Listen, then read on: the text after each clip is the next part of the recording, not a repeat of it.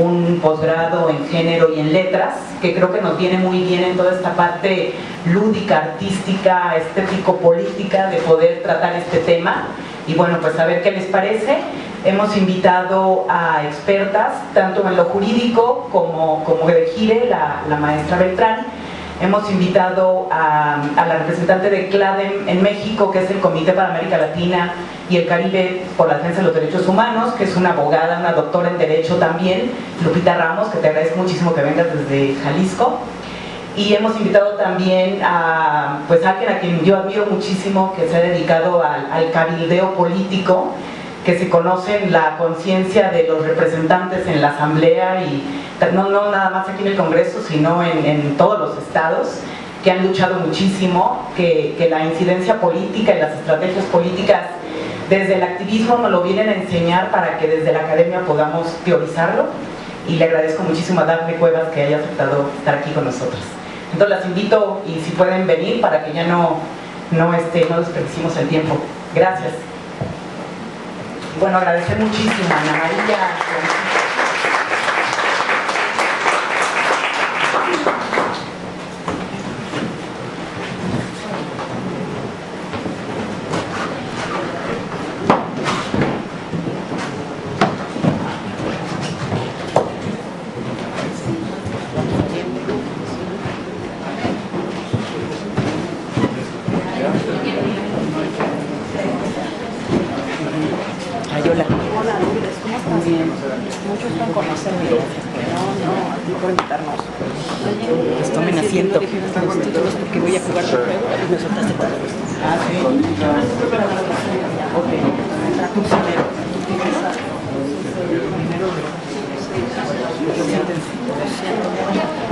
Y si quieres las preguntas las podemos verlo. Si hay preguntas políticas las hacemos. Salidas madres tienes, ¿verdad? ¿Dónde? Salidas varias. Solo los audífonos. ¿Yo? ¿De ambiente? ¿Se escucha bien? Sí. Y ya, empieza. ¿Ya empiezo? Sí.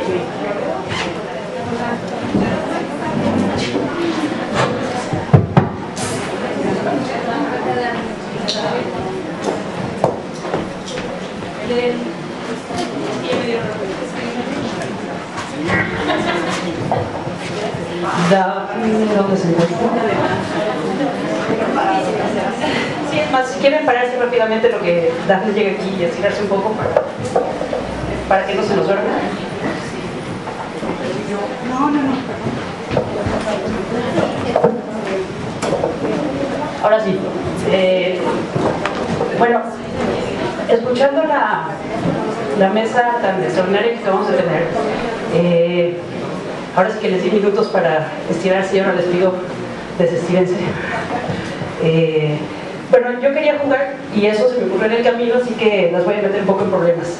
Quizás solamente voy a aplicar este asunto de las estrategias discursivas, tratando de utilizar el modelo como un juego, porque ni lo había hecho antes, ni están preparadas para ello, ni yo tampoco lo estaba. Pero vamos a tratar de hacer este juego de la comunidad de debate horizontal. Y lo voy a hacer solamente en las presentaciones, uno por el tiempo, porque Ana tiene que salir corriendo rapidísimo, y también porque creo que es una forma de jugar. Nosotros todos venimos de formaciones jurídicas, de guión. Para todas nosotras a veces es un poco difícil entrar a este tipo de estrategias, algunas menos porque ya han tenido un trabajo en el campo muchísimo más fuerte, pero precisamente es interesante. Vamos a quitarnos, ni yo soy doctora, nadie es maestra, nadie viene del Instituto de Investigaciones Jurídicas, ni de GIRE, ni de CLADEM, ni del colectivo Consorcio para el Diálogo Parlamentario y la Equidad. Somos personas que venimos a compartir un poco nuestra experiencia, si me permiten jugar con eso.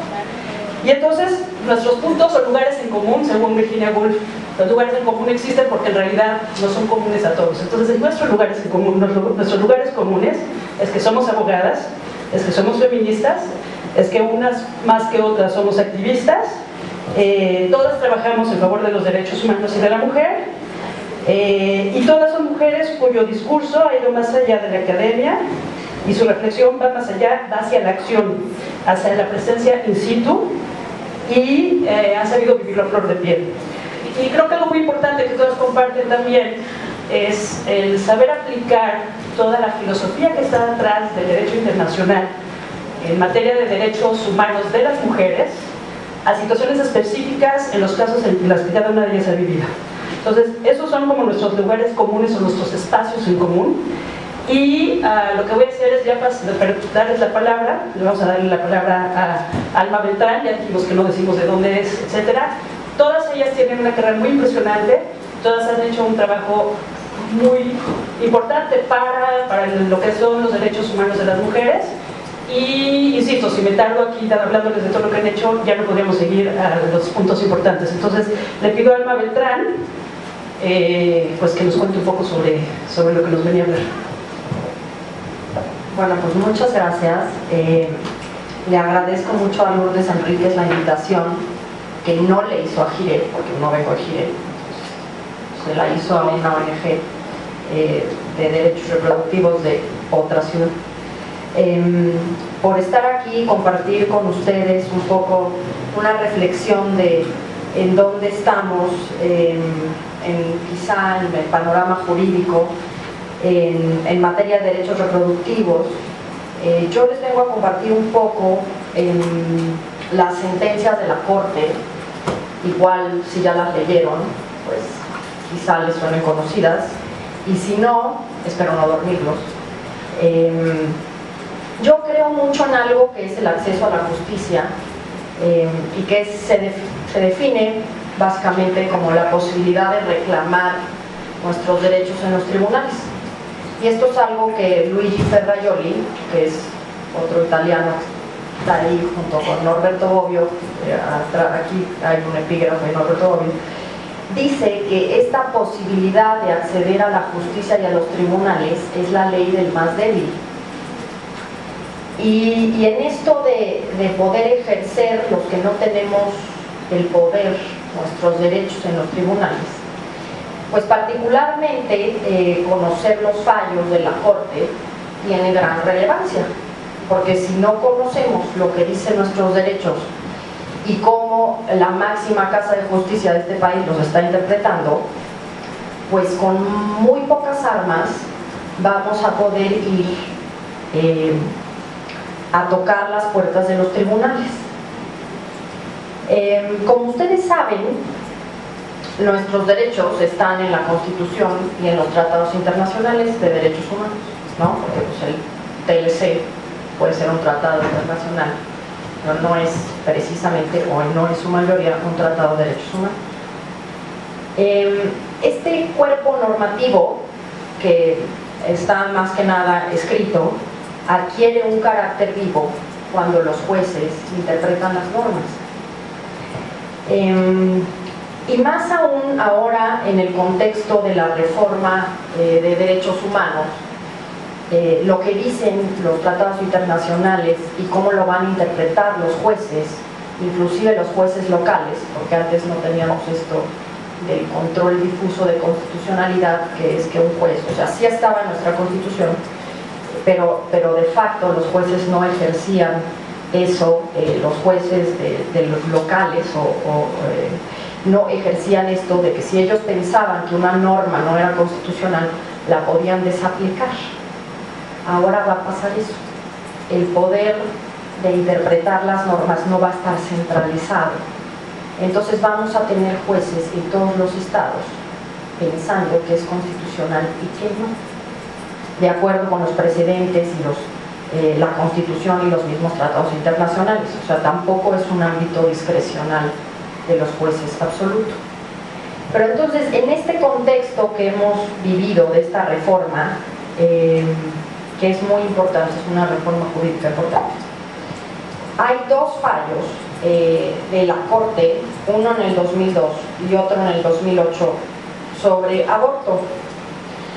Y estas sentencias, una de ellas nombrada, la del 2002, por los mismos ministros como histórica, que de igual forma la segunda, la del 2008, es igualmente histórica, pues nos presentan argumentos importantes para nuestra defensa como ciudadanas de a pie y ciudadanos de a pie, pero bueno, esto es una cuestión que compete más que nada a las mujeres, entonces voy a hablar en femenino. y entender o descifrar qué dijo la Suprema Corte de Justicia en estos dos fallos, pues a mí me ha llevado un par de años. Bueno, no un par de años, pero yo la primera tesis, mi tesis de licenciatura, la hice sobre lo que dijo la sentencia de la Corte de Justicia en este fallo, y fue un estudio un poco de las narrativas, tomando en cuenta esto de que las abogadas también tenemos una beta en la literatura, de cómo las narrativas, entendiéndose por una narrativa las historias, una la feminista y otra la conservadora, se entrelazaban en este fallo de aborto de la Corte, y cuál narrativa o cuáles elementos de la narrativa podían haber triunfado en la sentencia. Entonces, desde que yo andaba queriendo ser abogada, porque bueno, hasta que en teoría uno no obtiene el título, pues es pasante, desde ese entonces a mí me ha preocupado qué dicen las cortes y cómo legitiman ciertas historias, nos dan elementos para avanzar nuestros discursos, pero primero, antes de hacer estos análisis literarios o narrativos, pues tenemos que entender qué dicen los jueces. Y esto particularmente en el tema del aborto no es una cuestión sencilla. ¿Por qué? Porque la Corte siempre va a ser, además de un tribunal constitucional, pues un órgano político que se mueve con intereses políticos y que también con ese tipo de consideraciones pues legitima las narrativas y saca su propia narrativa y dice qué significan los derechos. Entonces, en el 2002, y esta sentencia brevemente, porque tengo poco tiempo para dejar también hablar a mis compañeras, esta sentencia en el 2002 fue producto de las reformas impugnadas que sacó Rosario Robles en la Asamblea Legislativa en el 2000. Lo que la Corte dijo aquí era que la vida, el derecho a la vida se protege o está protegido en todo nuestro ordenamiento jurídico. Esto es Constitución, tratados internacionales, leyes secundarias, o sea, todas las normas protegen el derecho a la vida desde la concepción. Y con esta gran premisa de la Corte, uno pensaría pues que tiraron las reformas, ¿no? Que tiraron las primeras reformas. Pues uno diría, pues ya la vida está protegida, pues ¿qué le importa a la Corte de las mujeres? Y pues ese derecho debe de triunfar por todos los demás. Pues se equivoca.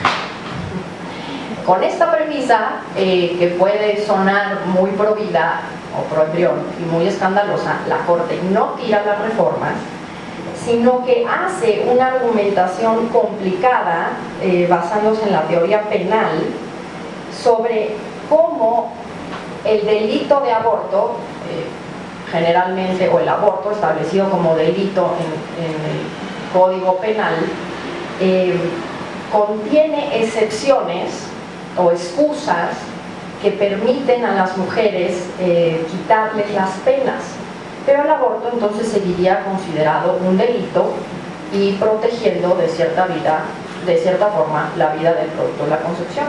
Entonces es por esta argumentación penal que la Corte saca que por el título, por cómo está redactado el código, de que son excusas absolutorias, absuelven de la pena, pero en sí mismo el delito abstractamente sigue funcionando.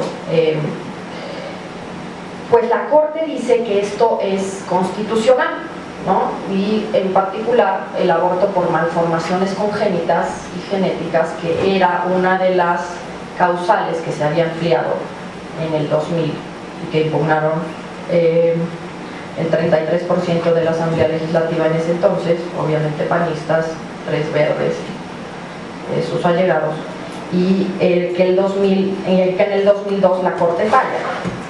Entonces se da cuenta que esta es una sentencia muy politizada, porque por un lado se dice que hay una protección al derecho a la vida y por otro se dice que las reformas son constitucionales, como que la Corte queda bien con ambas narrativas, la feminista y la conservadora. ¿Qué pasó en el 2007 tuvimos otro parteaguas. Yo estuve junto con Dafne y las compañeras de feministas cabildeando para que la ley se lograra. Lo recuerdo como uno de los momentos más felices de mi vida, cuando se logró la aprobación de la ley casi por unanimidad, y estábamos ahí en la Asamblea Legislativa, aquí cerca en San Lázaro, ¿no? Bueno, ahí. Y nuestro momento de felicidad pues se vio un poco empañado. Bueno, ya sabíamos que esto iba a ser así, ya sabíamos que venían las impugnaciones. Las impugnaciones efectivamente vinieron, no por parte de la Asamblea Legislativa, porque no lograron conseguir los votos, y fue el presidente de la Comisión de Derechos Humanos, curiosamente, ustedes todo el mundo lo recuerdan, un señor gordito, no tan simpático para el feminismo, y el Procurador General de la República. Entonces impugnan las reformas y la Corte saca otro fallo, y ustedes se acuerdan que la Corte en este otro fallo saca una serie de audiencias también para legitimar su postura, escucha tanto a los grupos conservadores como liberales. Y entonces, ¿qué dijo la Corte en esta última sentencia? ¿Qué dijo?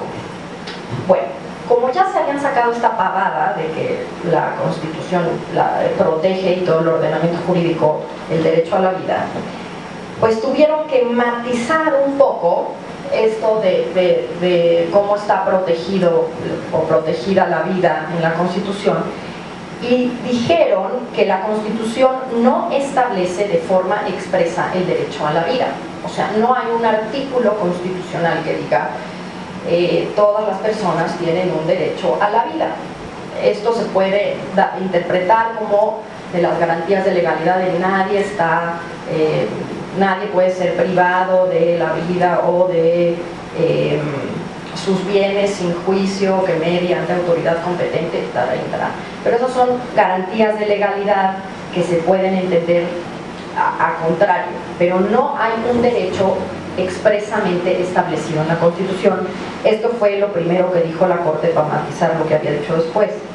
Ahora, como hay un tratado internacional que es la Convención Americana de Derechos Humanos, que sí establece que hay un derecho a la vida protegido, y en general, o sea, el artículo creo que 4 también de la Convención dice algo así como el derecho a la vida, y en general, está protegido a partir de la concepción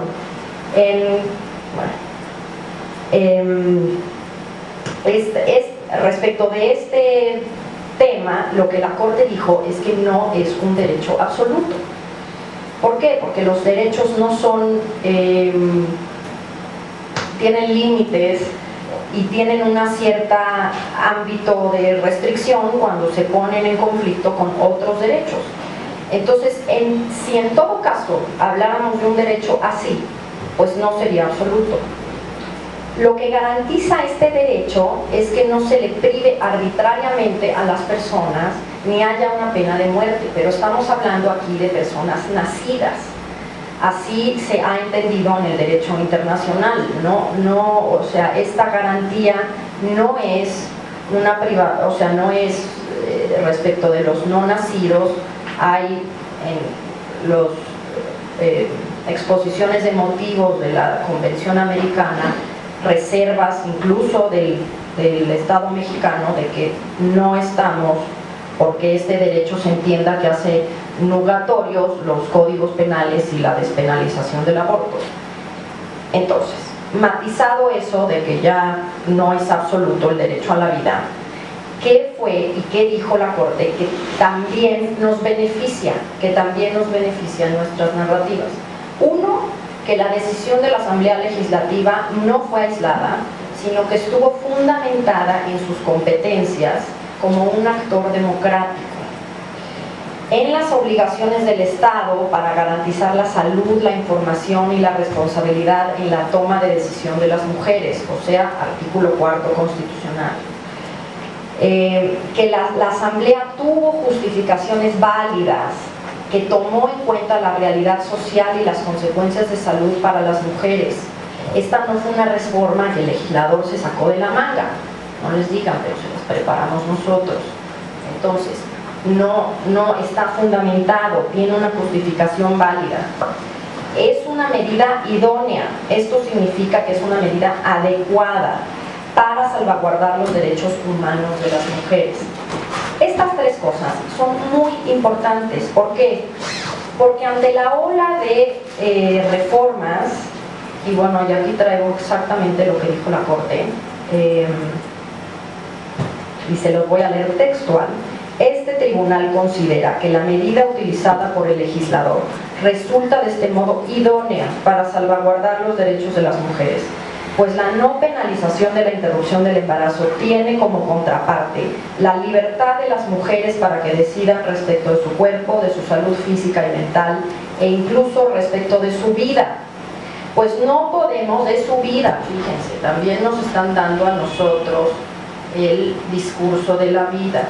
Pues no podemos desconocer que aún en la actualidad, como lo refiere claramente el legislador del Distrito Federal en su exposición de motivos, gracias, todo el movimiento feminista se puede sentir muy agradecido porque nos dan crédito, existe mortandad materna. No podemos desconocer que las mujeres se mueren por los abortos mal practicados. También que dijo que hay un impacto diferenciado del embarazo, o por este impacto diferenciado que el embarazo tiene en la vida de las mujeres, se justifica que las mujeres haya una primacía de los derechos reproductivos de las mujeres sobre los del padre potencial, porque uno de los argumentos del señor Soberanes era, pues es que esta reforma es inconstitucional porque no toma los derechos del padre potencial o de la pareja de la mujer. Bueno, esto ya dijo la Corte que por el impacto diferenciado del embarazo y porque nosotras somos quienes gestamos, nosotras debemos de tomar la decisión. Inclusive esa afectación asimétrica al plan de vida, otra vez las mujeres tenemos vida, tenemos planes, tenemos proyectos, es lo que establece la base para el trato distinto que el legislador consideró al otorgarle a ella la decisión final acerca de si el embarazo debe o no ser interrumpido. Suprema Corte de Justicia, sentencia definitiva acerca de la acción de inconstitucionalidad, 146 del 2007, página 188. Entonces, estos son los argumentos que nosotros tenemos que decir afuera.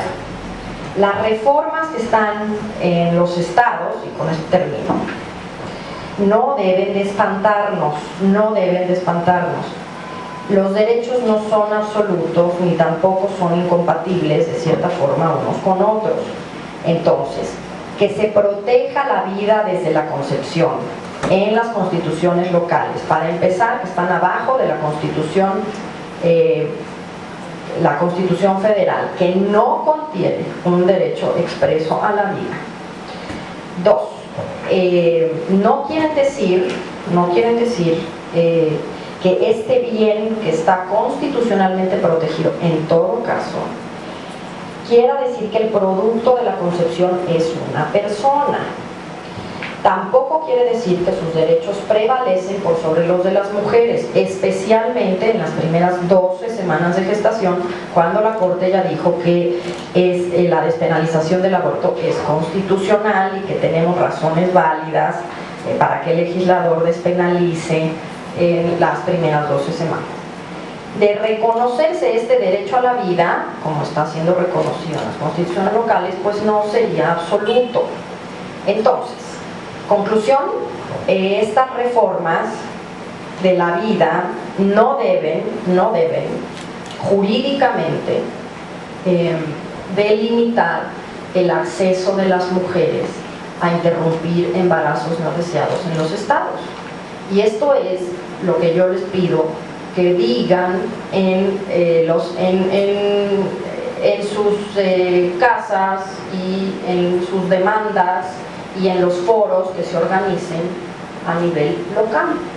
Muchas gracias. Muchas gracias, Alma. Todavía nos puedes acompañar un rato más, ¿verdad? Sí, ¿Sí? tengo que ir a las 2. Bueno, entonces estamos en perfecto tiempo.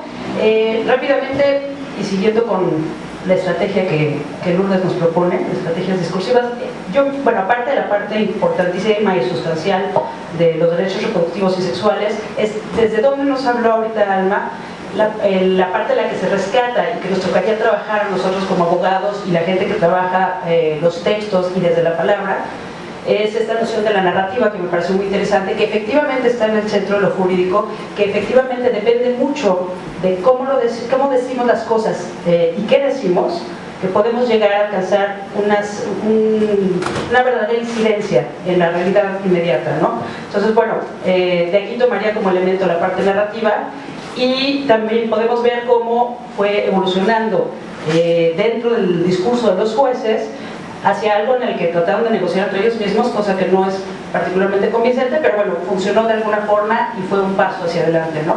Entonces, ahora quiero darle la bienvenida. ¿Quién prefiere empezar? No, perdón, Guadalupe. Bueno, Guadalupe nos acompaña desde la Universidad de Guadalajara. Una vez más, ya dije que no vamos a hablar de los títulos.